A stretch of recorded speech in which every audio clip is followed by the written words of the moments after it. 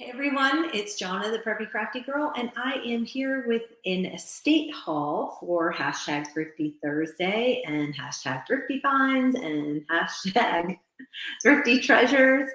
Um, these hashtags are growing daily, and anyway, I'm joining in on Cherie at Turquoise Dreaming and also with Dale over at Not Too Shabby Chic. I will link their pages below if you want to follow along with these awesome hashtags and see what people are finding and how they are using their thrifty treasure. So I went to an estate sale this last weekend, yet again looking for a dryer. I'm in a temporary situation, and the place where I am renting, they do not have a dryer. I got a washing machine, but for the last year, I have been without a dryer, and I have been going and borrowing my friends to dry my sheets and my towels, and everything else I just hang drip dry.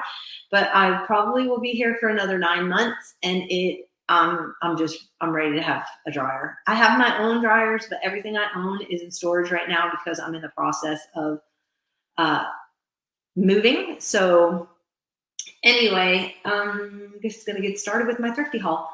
So here I have a beautiful plethora of beautiful India inks. They are Dr. Phil Martin's Bombay inks, and they had 3 sets of these, but I found that these were more my colorway right here, and of course brown, and you can always use black for writing.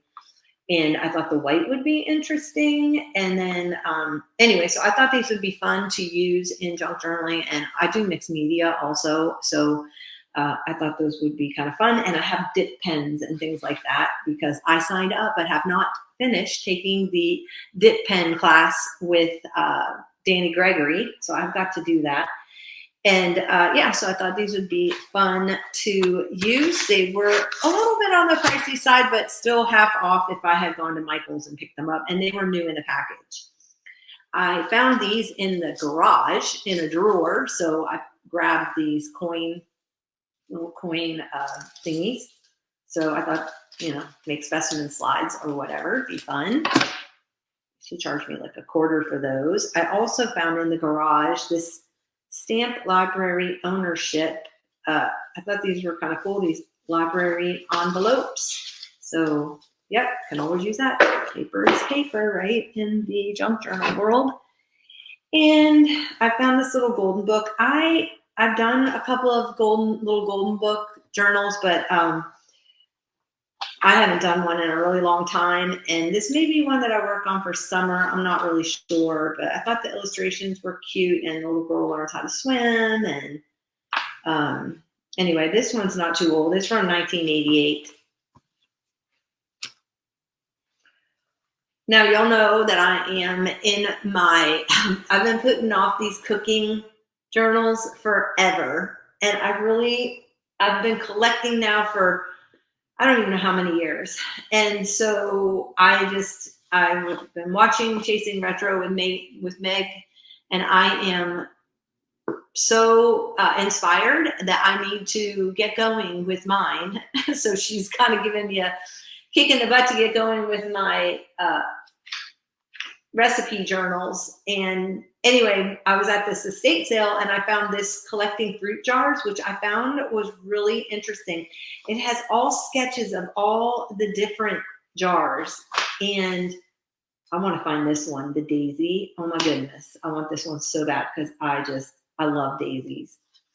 What I'm wondering, I wonder if the one is in here from the one I have one that is, so it has the bottom stamps also and what to look for, but they're all hand drawn, which I found was really interesting. I have one that has like the Liberty Bell on it.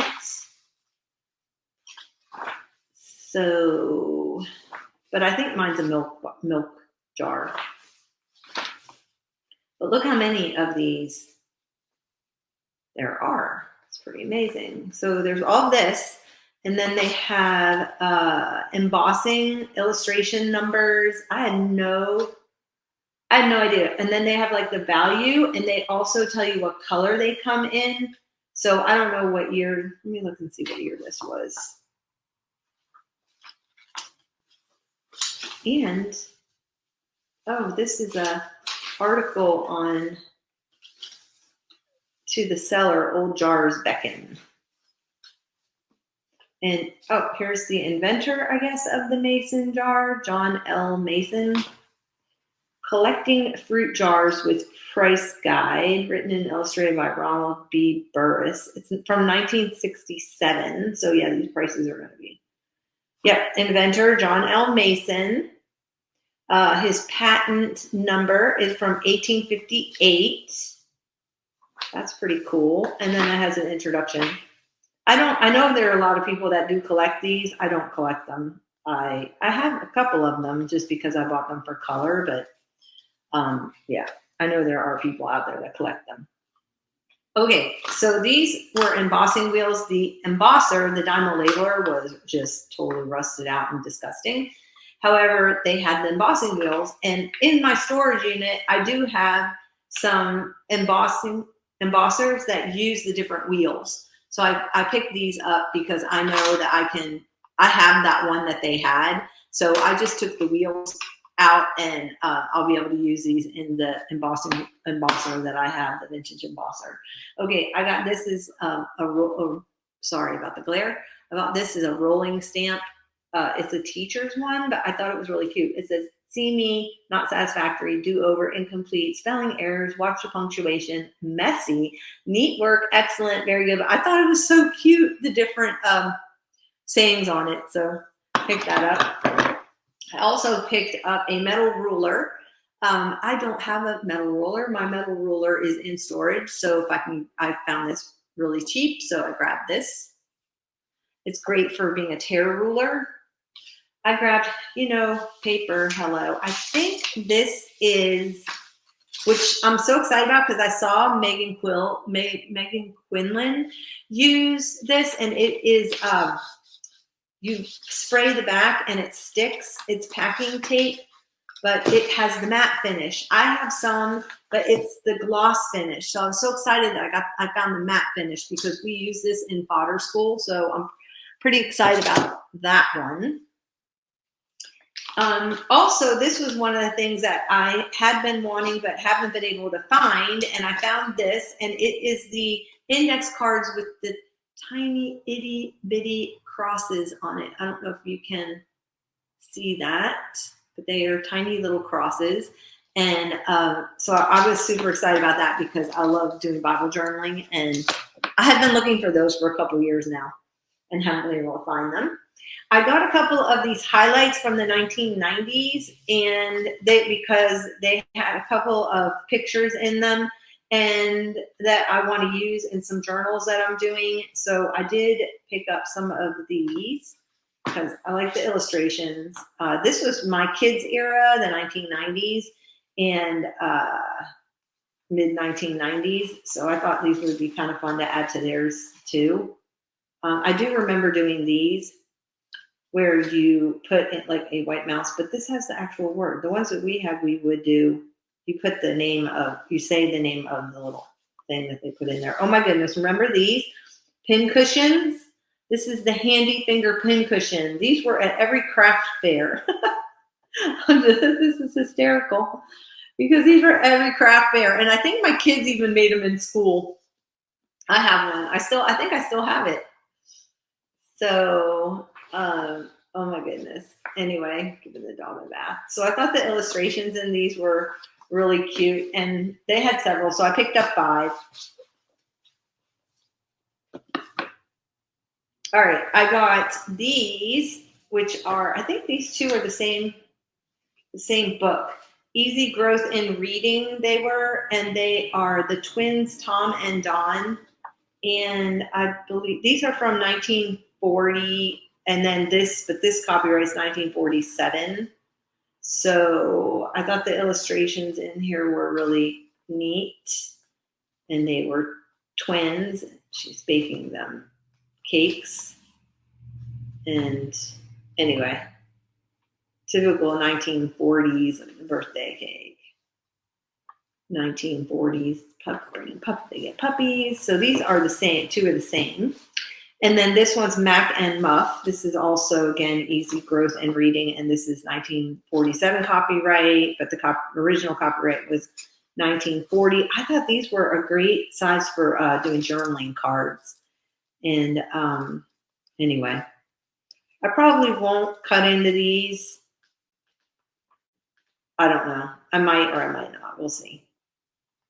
Anyway, sometimes I kind of cut them. Now this one I will. This one's not in good shape, but this one I won't. Since I have two of them, I'll keep one for my stash, and then I have this one. I have this American singer book. I have several of these, and I picked up another one. I just love the illustrations in them. They are. Let me see the copyright here. Is from copyright 1950 and 1944. And they just have the sweetest, if you can ever find these, they have the cutest little illustrations in them. And this one goes like throughout the year and then has a couple other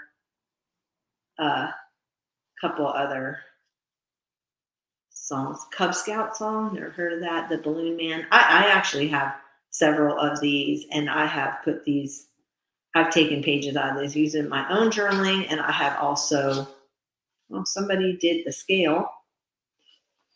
And I also have sold them in kits. So you'll see those in my kits if you buy any of my ephemera kits. Inorganic quantitative analysis. Okay, seriously, this was a really interesting estate sale. He was a doctor, so I had all kinds of medical books. And he saved onto some old, I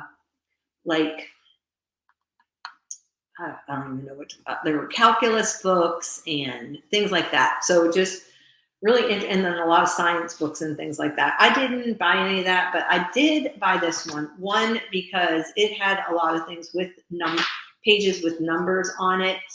And then it had really cool, just different things I don't have. Like I don't have anything with more of like a scientific sketch in it. It has like graphs and things like that. So I don't have any of things like this to put in my artwork. So I got it more for my mixed media artwork that I do. And I thought this was really neat. Just kind of different scientific sketching. So I don't have anything like this. And that's why I picked this one up. There's a couple other little kids books. I got Art Stories, and this one is Young Children book 2 for young children. This is book 2. And this one is from 1934. And the illustrations are pretty cool. But I just thought this was such an interesting book. I'm not going to tear into this one because it is about art. I thought this would be really cute just to stick in my art studio. Brown is the same as dark orange. Find the brown color. Tan is the same as light orange. Find the tan color. Light and dark. Anyway, this is all about different forms of art even. There's building a little house, and then you learn about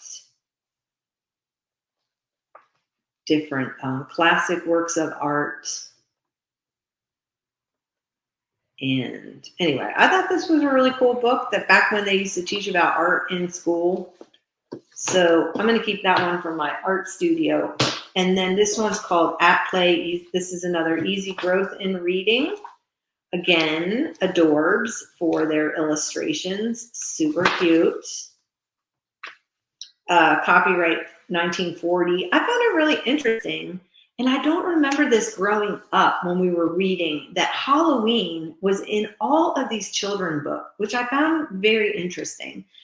It wasn't necessarily about fall, but that it would show up as like literally Halloween. I don't remember having this in any of my school books. Do you guys remember having Halloween in like your early readers? I don't.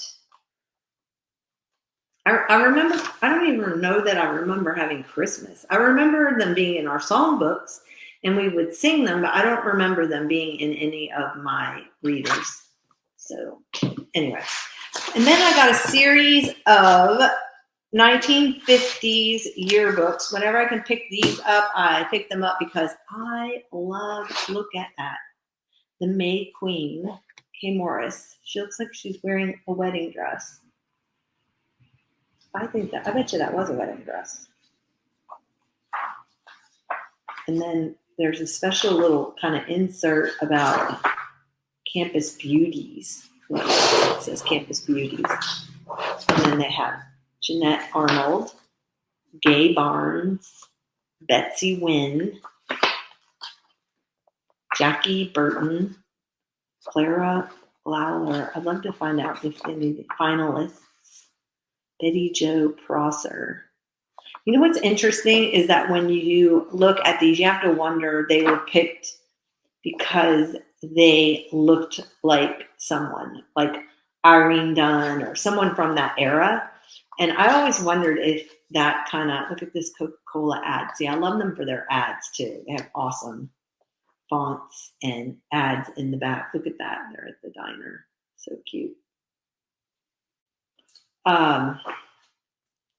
Anyway, so I made some tags. They're in my shop. And I made some tags from old yearbooks that I had. Look at that. I wonder if any of these people went on to the Olympics, the gymnastic team. Don't you ever look through these and just wonder, like, are they people still alive? Did they ever go on to play anything? In like pro ball or anything like that? It's always. Anyway, so, oh my goodness, I have this Bible right here. It's like about that thick. It's massive. Family Bible. So, administrative staff. Senior class. So I love getting these. Oh my gosh, I could sit here and look at them. Sorry if you're bored. This one's from 1957. This one's from called Mitzvah, which I thought was really interesting. I don't know. This is the David Lipscomb High School, Nashville, Tennessee. Molly and Richard invite you to go hand in hand with them through some of the happiest days of your life. How cute is that? And then they sketched them. With these hands, we worship, work, and play.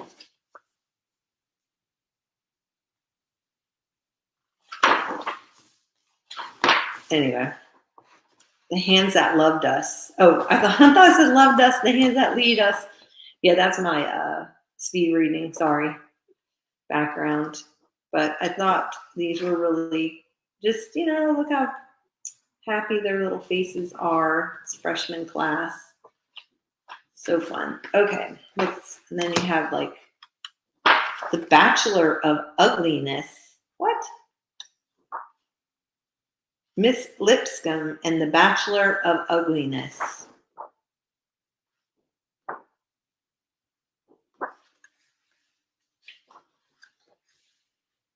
Interesting. Valedictorian, Travis Stone. He got an average of 98.2. Nowadays, their averages, I remember when my children were in school because you could take weighted classes, from the college and stuff. My kids did. They graduated with over 100 because they had weighted classes. Okay, and then I got 1956. And then this one was called Champion, and this is 1937.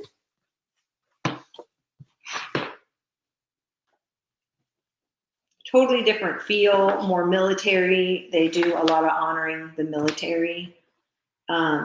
Really neat kind of pages. They have a texture to them. And Thurman R. Hall for service. Mary Jane Manpin. Scholarship. He signed it. I wonder if these people went on. See, like, here's military guy. Roy Scruggs, he signed it. I wonder if he's still alive. That was during World War II. So the cadet staff, U.S. Army officers. I wonder if any of these people made it through. that's the one thing that's a little on the sad side when you see, especially like you can see a lot of these a lot of them were in the service or had enrolled in the service or something because maybe they were enrolled or in ROTC. They have their uniform on in the senior class. So you have to wonder, success always. Good luck. Best of luck. Anyway, a lot of good luck. Best of lucks. Lots of luck. Interesting. She even got her faculty to sign the book. Super cute. Yeah, so that one's really neat. And that is that. Oh, and then I told you that I picked up in my last video some copy paper. So this time I picked up the matte digital photo paper. And this I've never tried before, the Avery brand. I don't even know if they make it anymore. This is for the inkjet and it has 50 sheets. The weight is 132 GSM. I'm not crazy. Like, I wouldn't say that this is matte photo paper. Like, the stuff I love to use is by Canon. I use the Canon matte photo printer paper, and because I can use it in my laser printer, but this is for the inkjet. But I thought for collage purposes, so I just wanted to show you the quality of the print. Comes out really nice. This is only done in a normal print. I did not do best. If you want it really super crisp or whatever, I guess you could do best. But I thought this is just fine. Printed out at normal print on my inkjet. I have a Canon inkjet printer, and anyway, so I thought this did really well. However, it's super thin, so to me, this would make a good page. This would be a good weight for a page in a journal or for collage. So anyway, I thought, and you can print on both sides. So I picked it up to try it to see if it was any good, because I know the Canon matte photo printer used to be $5 for a pack of 50, but it has gone up considerably. So I was looking for alternatives, and they had the Avery, and I paid $3 a pack plus 30% off. So what's that? $210. And yeah, so I picked up 2 of these. They were new. And that is it for my haul. Oh, this is one of my printables in my Ko-fi, I think it's called Ko-fi, like no fee, Ko-fi. This is one of the ones I'm going to be offering. It's probably up there already, and I'm putting up some freebies for free download, and I will put my link to my Ko-fi underneath the video, so that if you want to go download some freebie little things, put some like the wide ribbon trims in there, because I had done that one video and using the wide ribbon trims. So I put one of those in there, and I will be, so just click and follow on my Ko-fi, because I will be putting up more and more freebies. I'll try to do several a month for people. And yeah, so anyway, I don't know if you recognize this, but this was in the last video where I told you I was going to be doing some printables. Now I know that I've readjusted the size on this one, and so so there is a strip at the bottom and at the top in white. But I thought how I was going to use this with the strip is use it as a page, and then right here I would put my trim. So over the white, you don't see it anyway. And then that way, if you do white trim, you'll be able to see the white trim. You don't see the color through it. So I probably will leave this up the way it is, because I kind of like that idea of having the white trim. And then I'll just trim off the top and the bottom border. I don't know. But anyway, but the nice thing about this one is that you can print on both sides. So I will run it back through my printer and print on the other side. Okay, that's it, people. You have a hopefully great weekend, and that you get a lot of crafting done, or you get outside. The weather's been fabulous here where I live, and I hope you get some outdoor time in, and also get some crafting in. Have a great crafty weekend, and I will be back soon. Bye.